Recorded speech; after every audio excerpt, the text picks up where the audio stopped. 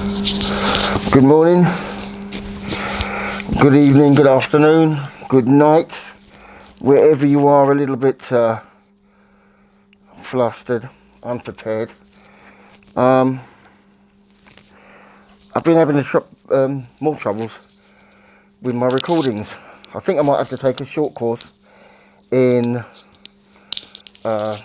online presentation and stuff so I can put some of the stuff and some of the interesting videos, put them on screen as I'm speaking to you, and do like some other YouTubers. If there's text to read, put the text up so that I can read along and show you what I'm talking about. However, I believe during this, today's Thursday the 5th of March, 9:23 in the UK AM. This video is going to be called ADOS for Trump, Yvette and Tone. That's Yvette and Carnell and Antonio Moore, the founders of ADOS, the political movement. They want to call it a lineage, but I think it's a political ideology movement, a truth, a right. And from way over here in the UK, I support them. I understand them. I like the argument that Yvette Carnell put, so much so that I've adopted it here. So I say I am CDOS. And I think I gravitated to it. First of all, let me just tell you what I'm going to be chatting about. All right? So I'm going to talk about ADOS for Trump, as opposed to the Republican Party, and definitely not for the Democrats. And I'm going to address that real. I'll touch a bit on coronavirus. I will, if time spares, Tyson Fury and the cheating with Deontay Wilder, and the Kumbaya reparations. And we have a Kumbaya type reparations movement over here. And I shall explain to you what that is all about as well. Now, as I've just said, I pretty much listen to a lot of what's going on in America, especially with African Americans, good, bad, and the ugly. And there are quite a few YouTubers that I tune into, subscribe to, and I listen to. And I, when they're honest, I agree, and I take some ideas from them, and if they're books that they've got, and I can afford one, I'll get one and do my own read-along, add it to my collection of books and narratives and understandings. I study as a pet subject. Part of my study was critical race theory. That's for the masters. But as a pet theory, as I've explained to you before, I've always had a fascination with America. And so therefore, whenever I speak anything American, I use as my backdrop the non-racist American flag, the Confederate battle flag. If you're in America and you think this is racist, you're fucking stupid. You're a dimwit, dumb, and really a useful idiot for whosoever. Now that might sound offensive, but I'm tired of people fed crap. You're not a mushroom, okay? It's about time you look into things yourself. And you got to stop with the, don't believe me.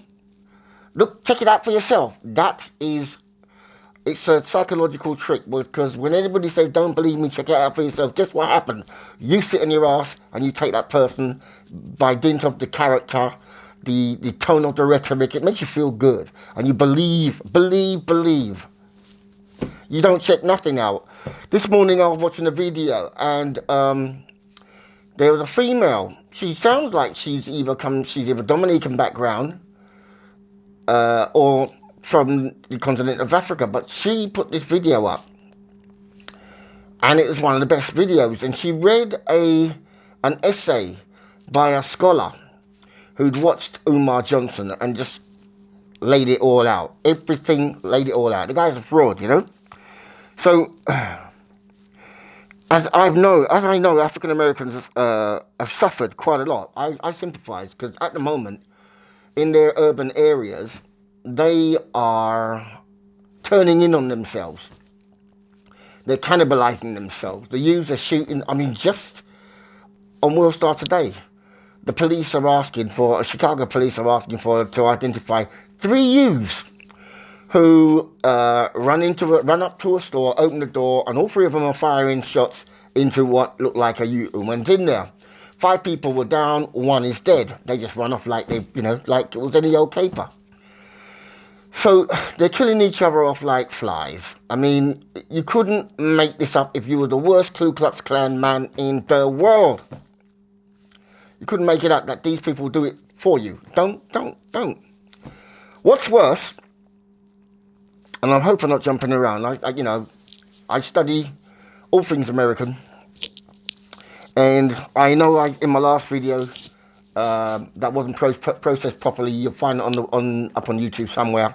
I can't be bothered. I told you I was reading about this, and I'm going to do a video on the COINTEL and how to spot a COINTEL. I'm going to go through all of it. I would like to actually make a video, because I think if I did a video and I could get to put all the pieces together, it would be a powerful video, a very powerful video. But needless to say, there are two books in Kwanzaa that I know that speak about its origins, who it is, what it is. The first one sounds like, from what I was reading, that you can get on Amazon Snapshot, rather academic. It sounded like he was making excuses a little bit, like he wants to give it credibility from the little. And I thought, well, I'd read this one first. Come from a Christian perspective, and it's a collection of essays and writings, and the person was in the US movement, Malana Karenga's movement, Ron Karenga's movement, Ron Everett's movement, right? This person was in it, okay? So, again, it's about America. So, I know some people are going to say, mind your own business, why don't you mind? That's usually coming from the ignorant, because I'll tell you now, you guys can't fix it. There ain't none of you can fix it. I realised that it was never going to get fixed by someone inside of you, unless you got a brain outside like mine. Now, you might not like that. You've got scholars, I know you've got scholars. But if they all pertain to this nonsense about white supremacy, I'll deal with that. I'll deal with that when I get round to, one, I've got to finish the book. Two, if I would love to make I will deal with it. There is nobody, I'll tell you this for a fact. Most people are going to repeat what they want to repeat about white supremacy. And they will be your scholars, they may be whoever it is. But if I actually told them, and usually when I do explain it, they walk away like that. I didn't think of that. That's the problem. You've been blind spotted. And it's easy to do. It's almost a psychological trick. So don't worry about it. Now, we're not talking about IQ. We're talking about white supremacy, okay? The harder you come, the bigger you are, against this little guy here, you're going to fall and fall badly. Make an audience, if you will, in front of your own audience, if you will. I'll just make a few points and some concise explanations and some concise, straight to the point. Not even you would say, oh, well, you're going to walk away looking stupid and try to change the subject. It's about something else. You know what I mean? It's a bit like the Willie Lynch letter. You tell them and give them the evidence that it doesn't exist. Well, it's going on now and look around you. I'm like, did you not just slide away from what we were talking about, whether it was true or not? Do you know what I mean? Yeah. You know? Well, in the middle of reading, I do it all the time. I don't know why I do it, but I just get a fancy. So I'm doing this. And there's another one on the bed. But I've had this one. And I've read it. And there was something that's bugging me because I'm going to write a Western. And I've been wanting to write a Western with a black character. Beyond your blaxploitation type, you know what I mean? Something with a storyline, a genuine storyline that makes sense and can be linked to real history, or it's plausible. It could have happened, you know what I mean? Not stories that would never have happened, you know what I mean? So this is the latest one I've read, and this is a real good, solid research material. It's called Black Confederates, compiled and edited by Charles Kelly Barrow, J. H. Segers, and R. B. Rosenberg. I've got another one. Not another one. I've got several over there. It took me a while to. I wasn't resistant to it, but I knew there were African Americans who served in the Confederates and Army. And they served in the Confederate Army, were serving in the Confederate Army long before Frederick Douglass lobbied Lincoln to get the Confederates in. And as you know, that came in 1863. Well, the war started in 1861, and there's historical records from 1861, at the very first battle even. Do you know what I mean? Confederates were fighting. A lot of you guys won't understand this because you've been told that's racist. The North were all kumbaya and grey and stuff like that, and the South were the evil slave masters. You don't get it. It's much more nuanced than that. It's complex, and it isn't as easy as saying everyone, all whites had slaves. The majority of whites had slaves. The majority of the Southern Confederates who had slaves were wicked to their charges. This is not true, and you only need to look at. It's difficult to see it, but that's what I'm saying. You need a brain from outside. Because when you're inside, it's right up to your face. You can't see contours, you can't see context, you can't see, there's a lot you can't see. You have to see it from this and have a genuine heart for what you're investigating. And it's very difficult for a lot of you guys to know. And the usual rhetoric from, who's it, Henry Gates. He's basically saying they were forced, and that's his argument. They would have been forced, and they wouldn't have had guns, and they wouldn't have done this, and they were only teamsters, and they had to go along with it. That's the kind of argument you get. Which, from a northern perspective, it kind of says, nothing to see here, folks. We were the good guys. It is not like that at all. This is not about that. I'm just trying to tell you, I go back. Antebellum, Civil War, and of course if you're doing critical race theory, then civil rights up to this very day, and I can see the expression of a torn up people, right? And so therefore, when you have leadership that most, if not all, have been co-opted by FBI or at some point paid off to play for the FBI, CIA, and so forth, it's important that the beacon of democracy, if you want to call it the beacon of democracy, it's still a young country. It's still experimental. It needs to heal. And it needs its victims, its people, to get to grips with the reality and hold those who would pertain to leadership, whether they lobby for it, call themselves King Kong consciousness, or whatever it is, you hold them to account. And it's down to you, because you get what you vote for, or you don't vote for, or you just pay for. You bought it. And so today I was listening to Yvette Carnell, and I've heard Tone say this before. And I'm going to tell you from my understanding of the system that's run at this moment in time, and the presidents. You don't belong to any party. If you're in America, you don't belong. If you're in England, you don't belong to any party. Just because your parents said vote Labour and you did from when you left school, it doesn't mean you're blind and deaf. You're not a member of the Three Wise Monkey trio. You know, the Creator gave you discernment, and I don't care if you don't believe in the Creator, right? The Creator God. It matters. Your soul is your own. You know what I mean? And you decide where your spirit, to who it belongs, either Satan or God. That's your decide. Your mind will decide. That's where you put up things to weigh, but you come down on either side. That's up to you, right? So it was Yvette who was speaking about immigration and the intersectionality and all of this stuff, and she was quite right. I mean, the African American descendants of slaves have never been addressed, and they have not been addressed. It's heartbreaking the way that amendments have been twisted and turned and undermined, and it is heartbreaking to see. And for me to watch it, I mean, we've got our own issues in this country as well. So don't think I don't see on both sides how to fix it. I just ain't a moneyed man.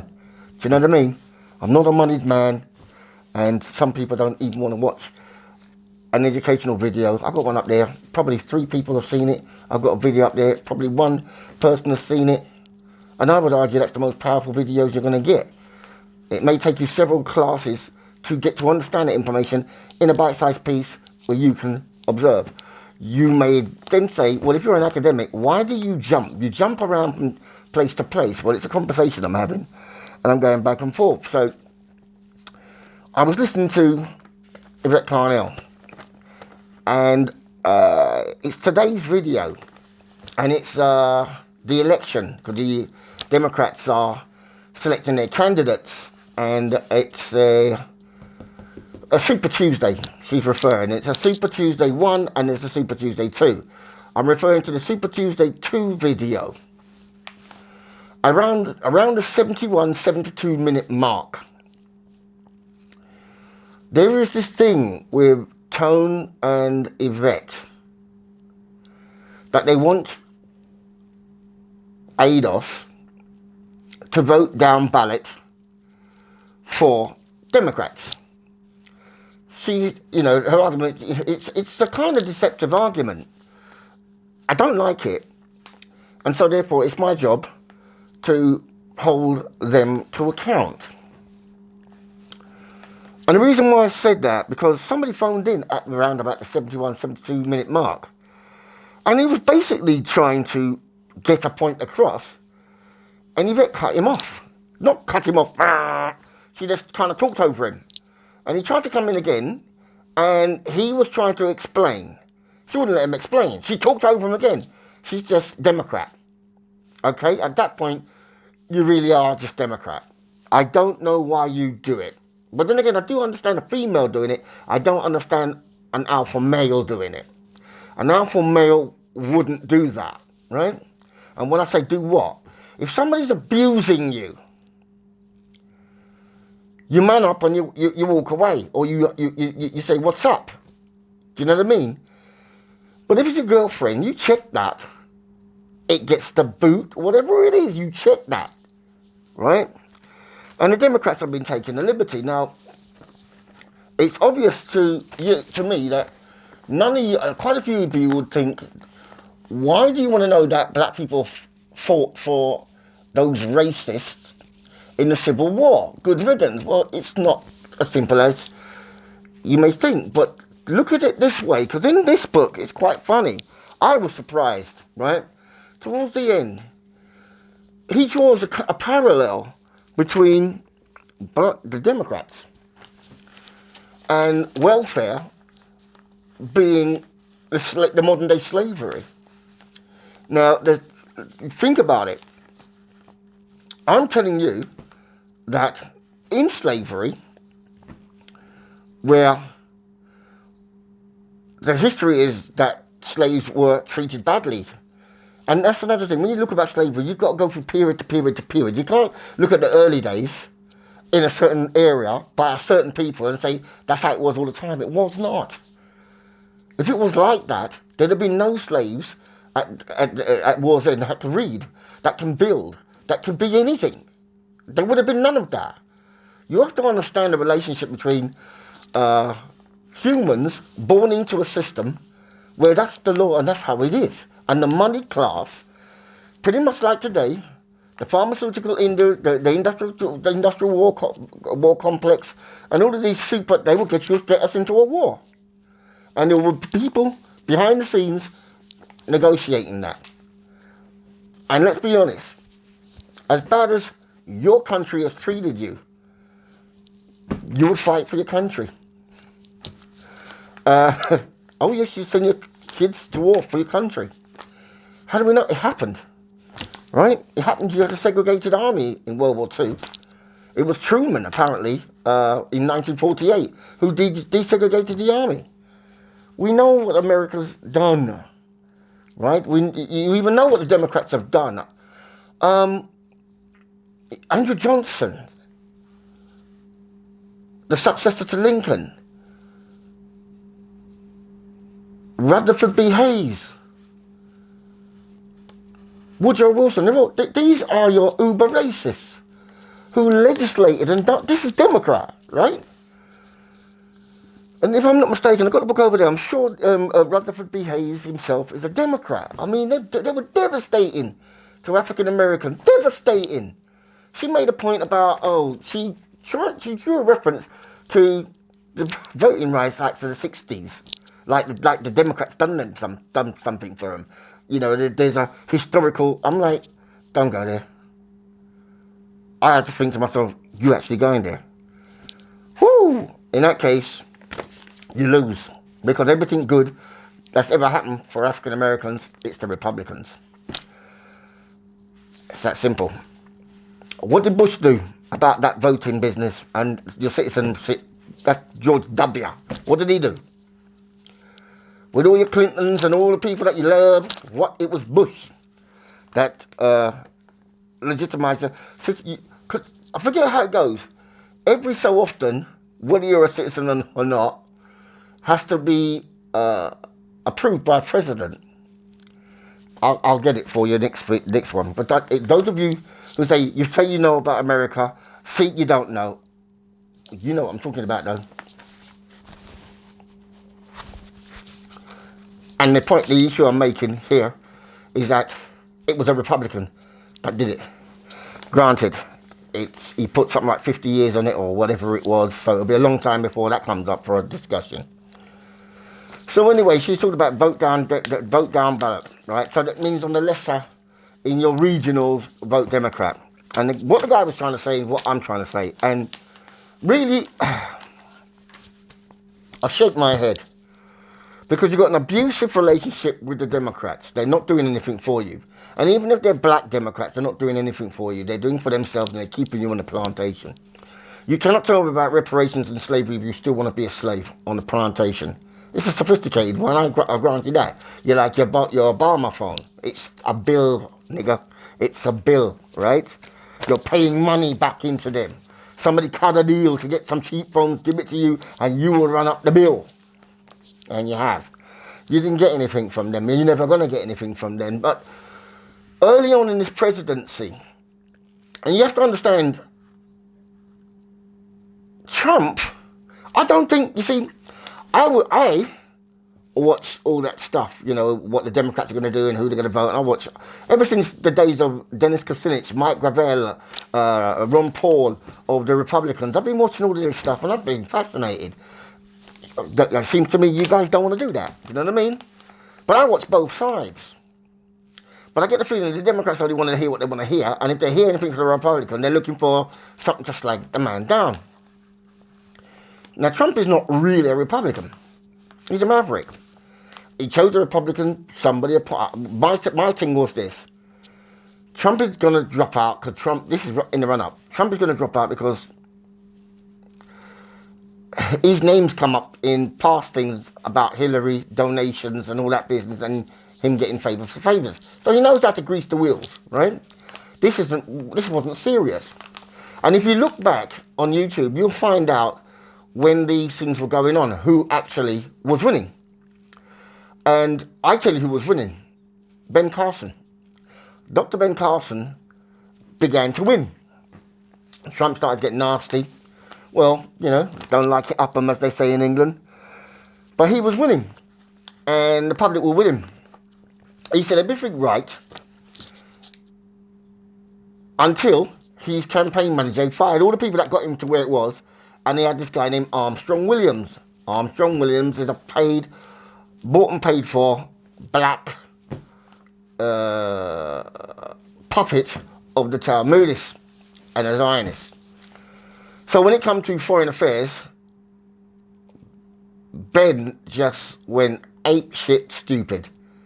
Overboard about, you know, what he would do, you know, I'll stick my tongue right in betwixt Israel's body. It was horrible to see. It was disgusting to see. I don't know. I mean, it was the most grovelling. They all do it. But for somebody who was so firm and sensible and answered the questions around the world, very well, this was a sure-footed man. And they loved him for it. Until he opened his mouth about Israel, and overnight, Trump took over. And then we have to consider, this is for real. He's actually going to make it. And I knew he was going to make it because we had that liar, Hillary Clinton. And the whole Peter Paul affair, she was done. She was toast. She was never going to win it. But the left like to listen to the left. The uber left listen to the left. They don't see nothing else. They just want what they want. And they say, no platform, you no talkie. You no listen. We no listen, you no talkie. You know what I mean? Which is not a reasonable thing to do. For people who are supposed to be tolerant, they're the most intolerant people around. Nonsensical as well. Say anything but won't want to argue their case. Just give us a law. So this abusive relationship, and I'm thinking to myself, well, Trump is in. That's the president. If you want to talk Turkey, that's the man. And those who he isn't familiar with, I don't care about his history. Oh, well, he did this to New York tenants. Someone's going to tell you and show you a Photoshop copy of his mum and dad in a Ku Klux Klan costume and all of this stuff that they throw at him. You know what I mean? It's the most ridiculous thing. This is the man at the time, and he's not exactly a Republican. They were not really happy that he's there because they can't control him. The narrative is a bit different, although he is controlled by the Talmudists. But he's willing to listen. So much so that some blacks who are lobbying for black issues went to the White House, and one of those people was the famous actor Jim Brown and the rapper Kanye West. Kanye West wore his MAGA hat, Make America Great Again, and shook his hand and all the rest of it, said, I love this guy, and whatever. And let's be honest, there are pictures online with Jesse Jackson, with Al Sharpton, all sitting along with Trump. Loads of people, loads of rappers. Everybody loves Trump, let's be honest. They've loved him before. And you can't tell me, well, that was up. No. Whatever he's done, they've loved him anyway. So whatever was black issues as far as Trump, Kanye was concerned, he was willing to put it up there. He was willing to go to the president and put his thesis. Well, I recall not only did T.I. go off on him, but Yvette Carnell X'd him out. He was dead, persona non grata, dead to the world. She really went in on him. And I watched her go in on him. And you can go online and watch it yourself and watch how uber she's gone in on him. She was wrong. Because your head is so up the Democrats, you think by some kind of telepathic means Trump is going to get your Adolf's argument. Or maybe you didn't have it together at the time. I'm not quite sure you did. It's come together now, but it was coming together before then. What you should have done is organise your ass a trip to get up there. He's had gatherings up there since. You're articulate, you're intelligent. Put the case. Stop saying he won't. I showed you the article where he said somebody must have asked him, what about reparations? Because the Democrats were, dangling that in front of the black vote. They're not going to do nothing, never will. And he said, well, I don't see it happening. I just don't see it happening. Well, neither do I. I've got news for you. Until you can put together a cogent argument, because there's many things in America that Americans don't even know happened. The whole of this Black History Month, there's a lot of things that people bring up that even black people don't know this. Black people don't know that this is fake, right? And most of these are COINTEL, right? And I think I've told you already, the Nathan Bedford Forrest guy that you keep claiming created the Ku Klux Klan, which he didn't. 40 to 45 African Americans rode with him. They were not just Teamsters, some rode in his bodyguard, right? That means They were furnished with horse, pistol, and carbine. Okay? They were his trusted bodyguard. Shock troops. I'm not saying that all were. I think there were, on this book, I think they say about 116